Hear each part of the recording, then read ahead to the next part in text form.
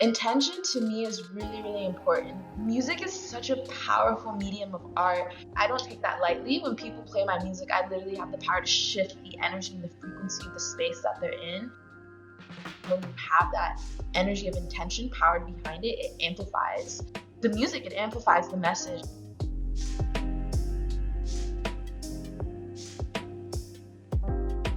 Please, allow me to show you something.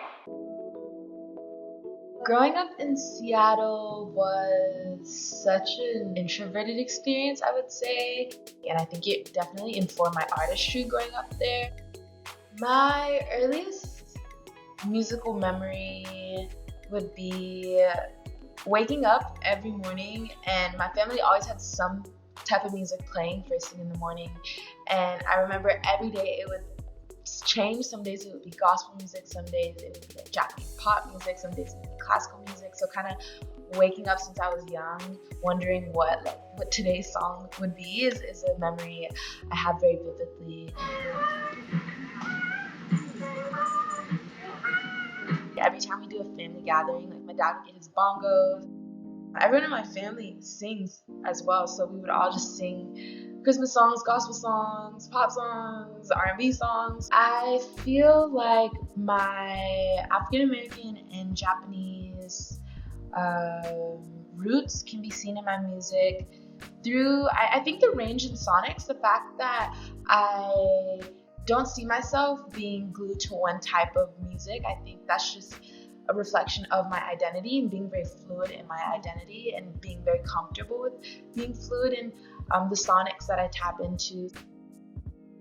So I think when I got into high school, I started to take music more seriously, but honestly, because one of my friends kept bugging me to put my music on iTunes, he would tell me every single day at school, did you put your song on iTunes? Did you put your song on iTunes? And I was like, why do you want me to put my song on iTunes so bad? But because he would ask me so much, I finally did it. And then from there, everything started growing. When I first started uploading my videos on YouTube, I was just doing covers. And I would take my covers, take the MP3, and upload them to SoundCloud. Maybe a year into doing that, I had built up a bit of a following. I was feeling great. And then I got an email from SoundCloud saying, if you do this one more time, if you upload another cover, you're gonna get a strike for copyright. We're gonna take your account. I was like, wait, I have like 1,000 followers. Don't take my 1,000 followers on SoundCloud away. So I decided this is a sign from the universe to start uploading original music, and that's what really pushed me, was because SoundCloud was about to take my account away. Where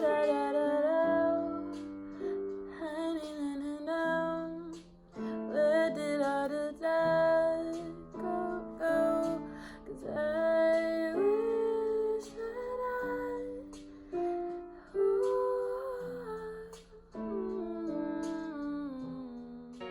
So I decided to go to SC and move to LA a few years ago. And when I first moved here, I would say it was actually a bit of a culture shock, more so just being in school and having everyone around me being like very, very focused on their career in school. And I felt pressure to get an internship and to like take school more seriously, even though my intention was always just to get to LA so I could do music. I would say what made me decide to leave school was when I got my record deal, because I now realize like, okay, it's getting serious. I've manifested myself into this beautiful opportunity, and it's time for me to put my music before my school, because I kept feeling like it was hard for me to give 100% in my sessions, 100% in my music, because I was thinking about my finals, I was thinking about my midterms, I was thinking about that paper in the back of my mind. And so when that happened, I was like, okay, it's time to commit, it's time to trust. And my parents actually reacted really well. I think they always knew I was going to school to do music, and they've seen my passion for music since I was little. My parents are very open to doing whatever brings me joy. So the first project I dropped was called Interlude. I dropped that my freshman year of college. If you look at the bottom, it says I dropped it at 408 Records because my dorm room was called 408, and I recorded all the songs in my dorm room. And it's crazy because that song, I wrote all the songs in one night. I don't know what inspiration entered my body, but I just kept finding type beats that I liked and then just spit the whole song out in one night. And so I just knew I had to release this. This is like a body of work that was meant to be my first project. Wrote you a letter. Now that I'm here without you. Remember Me was and is a beautiful moment in my career. Remember Me was inspired by my friend, my roommate, my freshman year of college. She had just gone through a breakup and she was so sad. She was so sad, and nothing I did could help her get happy. I remember I was trying to bring her snacks and give her hugs and invite her out, and it started to make me really sad. And I was like, did I go through a breakup? I feel like my heart is shattered in pieces and I didn't know what to do with these emotions. And that's what tends to happen. Sometimes I feel other people's emotions, not sure what to do with them, so I'll put them in the song, and that's exactly what happened here. I just poured out this heartbreak I felt like I went through into this. And then it's interesting because a few months later, I actually went through a breakup, and I found the song to be very healing for me. And it was before the song came out, and that's how I knew, oh, okay, this song will resonate with people because it's helping me right now.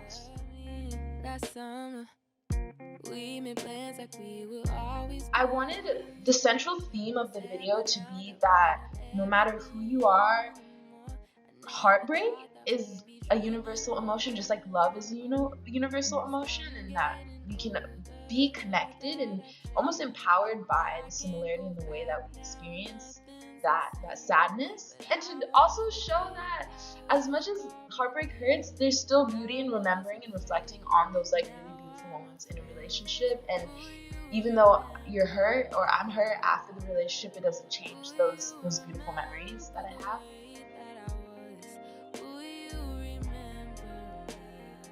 So between Remember Me and my most latest project around 2018, I released this project called Balance, this project called Love Language, and then a couple singles as well.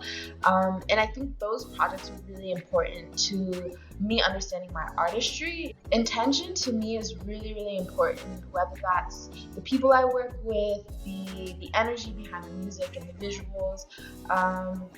I think it's important because music is such a powerful medium of art, and when I don't take that lightly. When people play my music, I literally have the power to shift the energy and the frequency of the space that they're in. And so I want to make sure I know why I'm releasing the song, and I'm not just making music to just do it. I think it's such a powerful medium, and when you have that energy of intention powered behind it, it amplifies the music, it amplifies the message. I've been having this thought. What? Do you ever wonder what it's like to see the world through other people's eyes? What are other people going through? I don't know. I'm a main character in my own story, but a background character in other people's? I don't know. Yeah. Pretty girl, pity hurts.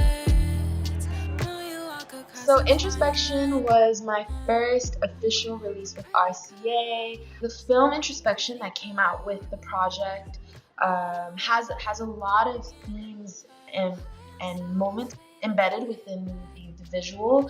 And when I made both the project and the visual, one of my intentions was I wanted it to reflect the experience of the youth right now. And so you can see that in us highlighting the concept of breakups and love and navigating relationships for the first time, and how a lot of us can find ourselves in codependent relationships or toxic relationships, and navigating and growing through that. Different traumas, especially traumas from parents, and healing from childhood trauma and family relations, coming out and understanding your sexuality for the first time. And all of these things are things that I experienced and wrote about when I made the project, and so I wanted it to not just be a sonic experience but also a visual experience, and that's why we wanted to embed all those things into the film.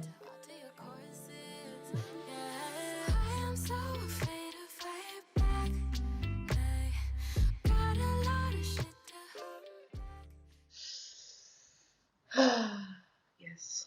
Meditation is so important to me, and it's been central to my mental health. It's been central to my healing. I think it's been something that's kept me alive and kept me positive and kept me going every day. And I, because it's been so big in my healing, I really wanted to use my platform to share that experience with the fans and with anyone who connects with my music. Especially because now more than ever, I think all of us really need to take care of ourselves, take care of our minds, take care of our spirits, and stay balanced. And I think meditation is such a powerful tool in doing that. So outside of meditation, I really love to do yoga. I do yoga every morning. It helps me to release tension from my body, and I think it's healthy to be flexible. I love to go on jogs in nature, and in general, I try to spend a few days, at least a week, in nature, sitting under a tree, jogging at the park. Journaling has been really powerful for me, making sure the thoughts in here don't just stay in here. I can put them out and do something with them.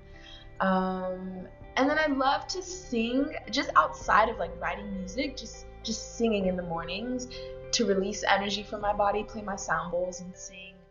So I've been releasing a lot of EPs, a lot of singles, and I feel like I am finally ready to work on my album. I'm actually working on my album right now, writing songs for that, and I'm really excited for that to come out because my intention is for it to really shift the genre and to bring new sonics to people that people have never heard before, new healing frequencies to people. So yes, I feel ready.